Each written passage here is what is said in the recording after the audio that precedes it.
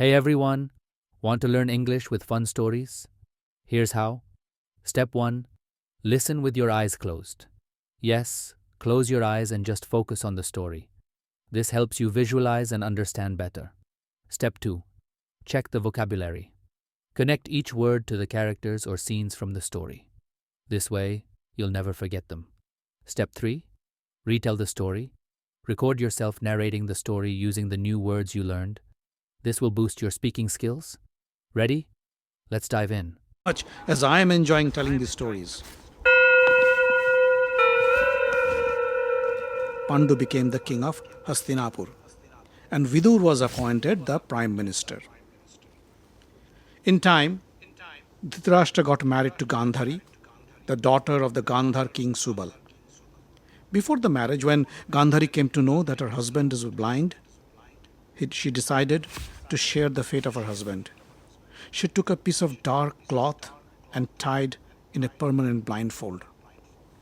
But Gandhari's brother Shakuni was not happy with this marriage. He didn't like the fact that the Kurus, especially Bhishma, would offer the proposal of marriage with the blind brother Dhritarashtra and not the handsome king Pandu. Besides, Gandhari's decision to put on a permanent blindfold also made him very unhappy. He felt his sister was unfairly treated by the Kurus, and he vowed to take revenge on Bhishma, Pandu, and his clan. Kunti, the adopted daughter of King Kunti Bhoj, selected Pandu as her husband at a Sayamvar arranged by her father. Kunti was also known as Pritha, and she happened to be the aunt of Krishna, who plays a very important role in the story. But Kunti had a little secret, and we'll know about it later. Pandu also got married to Madri, sister of King Shalya of the Madra kingdom. So, Pandu had two wives, Kunti and Madri, and Dhritarashtra had Gandhari as his queen. After fighting many wars and winning tons of riches for his kingdom, Pandu wanted to take a break. So he requested his brother Dhritarashtra to take care of the kingdom and went on a long hunting trip to the forests with his two queens, Kunti and Madri. They traveled many countries and forests and was having a great time. One day, Pandu went hunting in the forest. It was a dark and dense forest. Pandu was alone.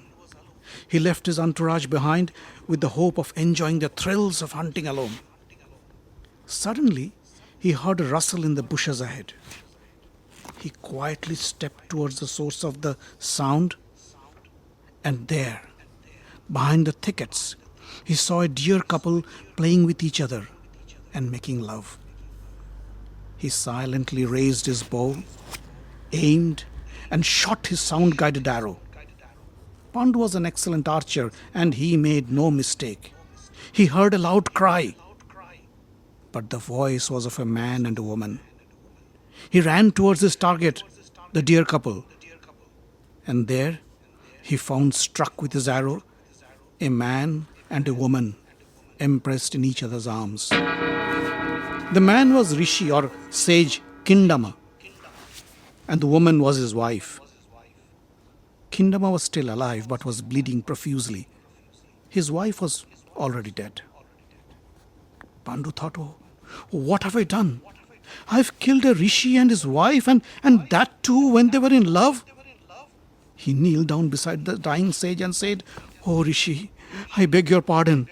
I made a grave mistake. I thought I saw a deer couple, and unknowingly I shot you. Please forgive me."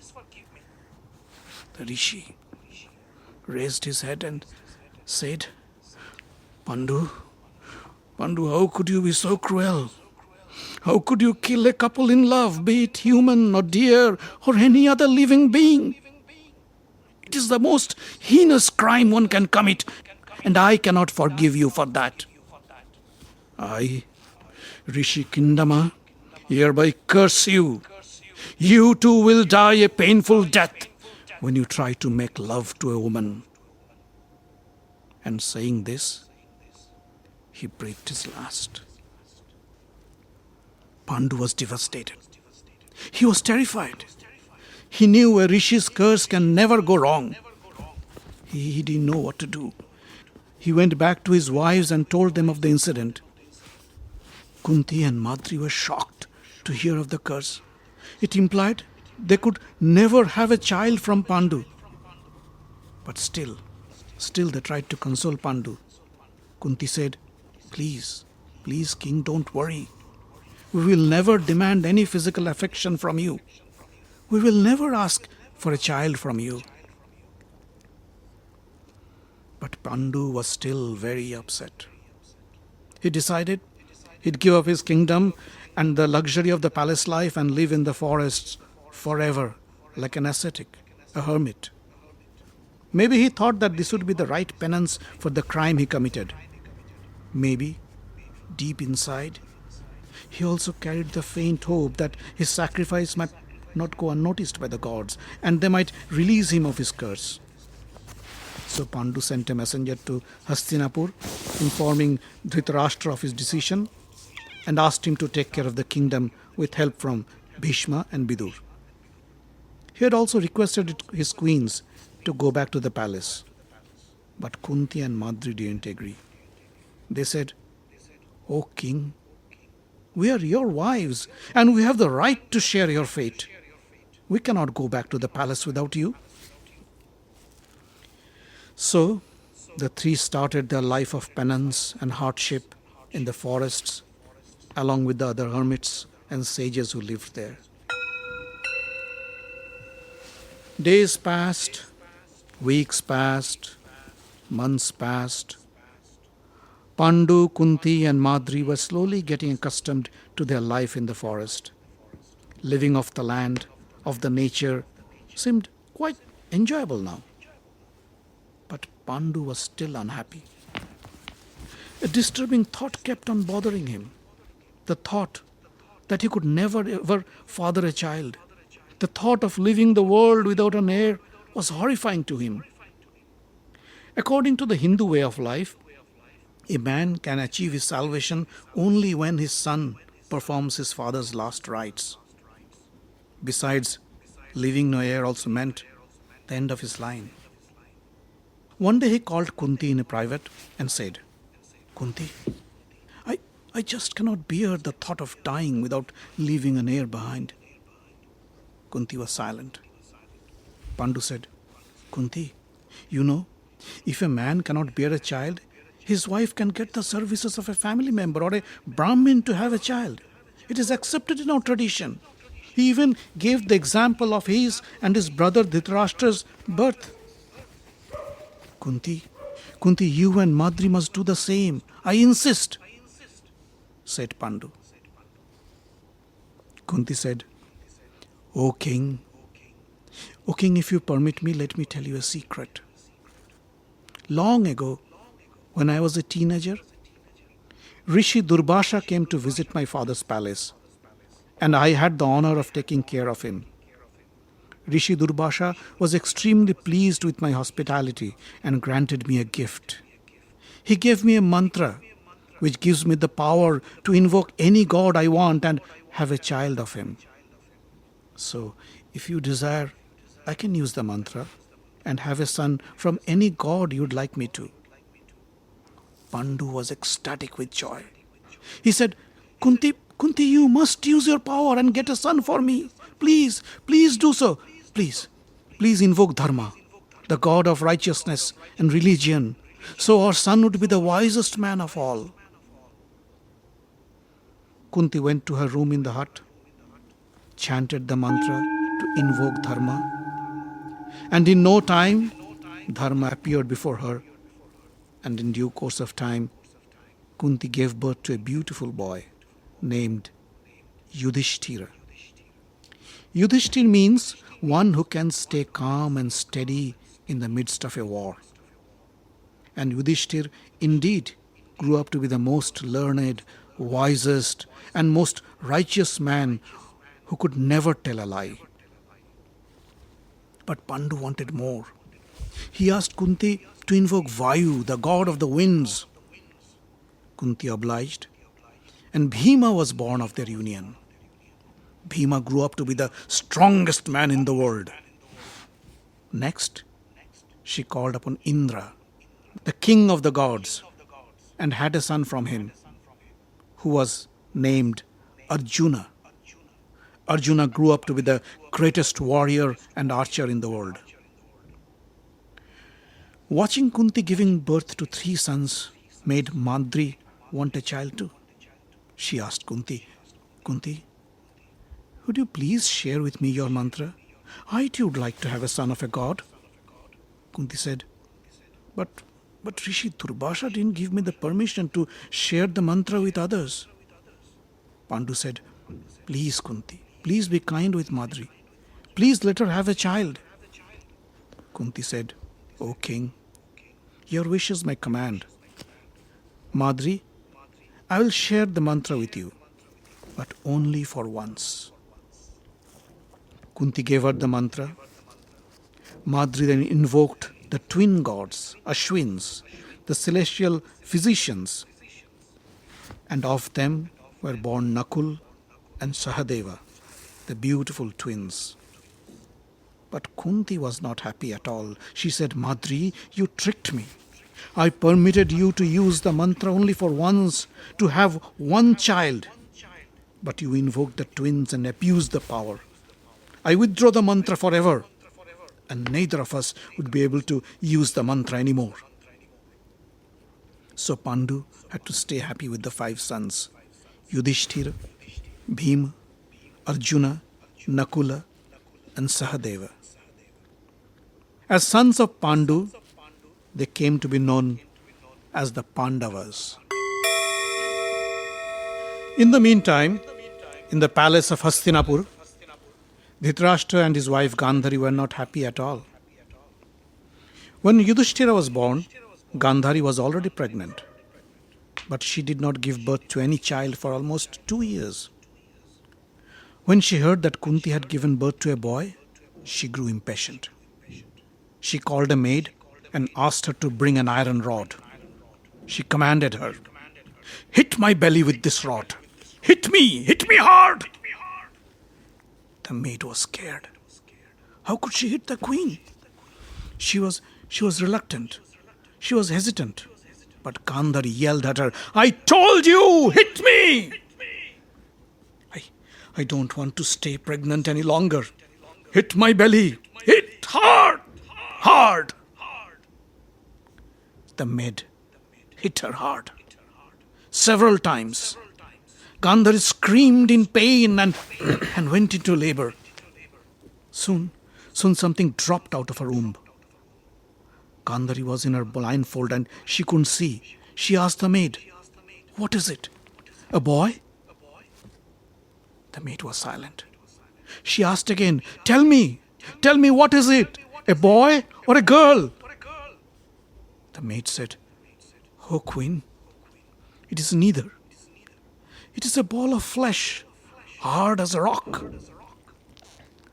Gandhari was devastated. She cried out loud and asked the maid to throw the ball of flesh into the river. Suddenly, Vyasa, the Vyasadeva, appeared. He said to the maid, No, don't throw it away. Gandhari said, Rishi Vyasa, your boon didn't come true. You once blessed me with a boon that I'll have 100 sons. See what I have given birth to, a ball of flesh. Vyasa said, Gandhari, don't despair. My words will come true. He called the maid and said, Take this ball of flesh and put it in a jar of fresh water. Soon it will break up into 100 fetuses. And then take each fetus and put them in a separate jar filled with ghee. The maid did so. And after a few months, 100 sons were born in the jars filled with ghee and other nutrients. First was born Duryodhana, and next Dussasana, followed by 98 more sons. Gandhari also gave birth to a girl named Dushala. The 100 sons of Dhritarashtra and Gandhari were known as the Kauravas.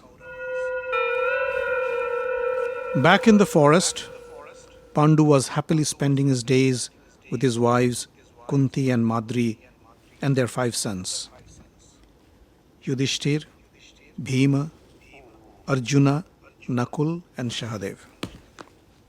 He was no longer depressed, and maybe the thought of Rishi Kindama's curse was slowly fading away from his memory. It was a beautiful spring morning. Pandu and Madri were roaming in the forest, picking fruits and berries for their midday meal, while back home, Kunti took care of the boys. The air was intoxicating with the fragrance of spring blossoms. Madri looked beautiful in the golden sunlight falling on her through the new leaves and branches of the trees above. Pandu, walking next to her and watching her beauty, felt a stir in him. Suddenly he felt an irresistible urge to embrace Madri and make love. For a while, he tried to hold back, but soon his desire overwhelmed him, and with uncontrolled lust, he embraced Madri. Madri was shocked. "Stop it! Stop it, O king! You cannot do this! Don't you remember your curse?"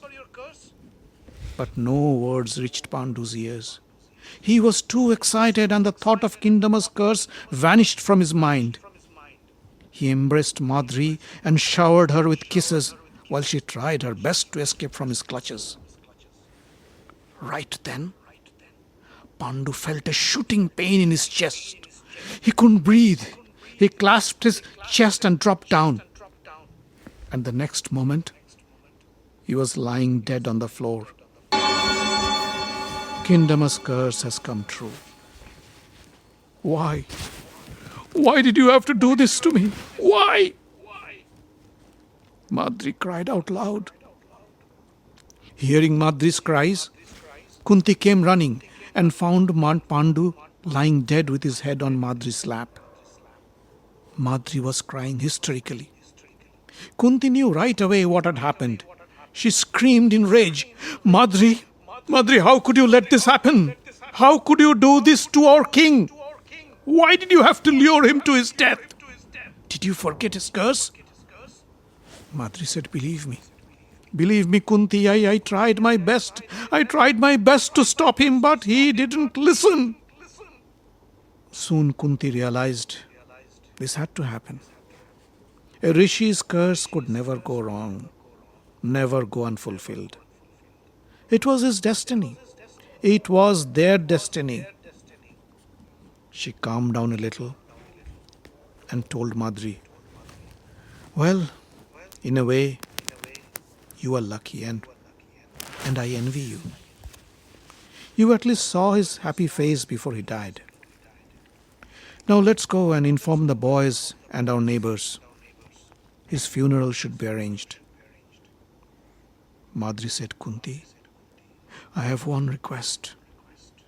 I want to give up my life and follow my husband to the next world. I couldn't satisfy his desire in this world. Maybe I could do so in the next world. Please take care of Nakul and Sahadeva as your own sons. I know they will not miss their mother in you." Kunti tried to persuade her from doing so. But Madri was adamant. When Pandu's funeral pyre was lit, she stepped into the fire to sacrifice herself, with the hope to join her husband in the next life. The sages and hermits of the forest, who were the neighbors of the Pandavas, advised Kunti to return to Hastinapur with her 5 sons. "Your sons are the rightful heirs of Hastinapur. There they will receive the best training under the guidance of Bhishma and Vidura and grow up to be the future rulers of the land," they said. So Kunti went back to Hastinapur with Yudhishthira, Bhima, Arjuna, Nakul and Sahadeva. Bhishma greeted them with open arms and tears in his eyes. And the Pandavas started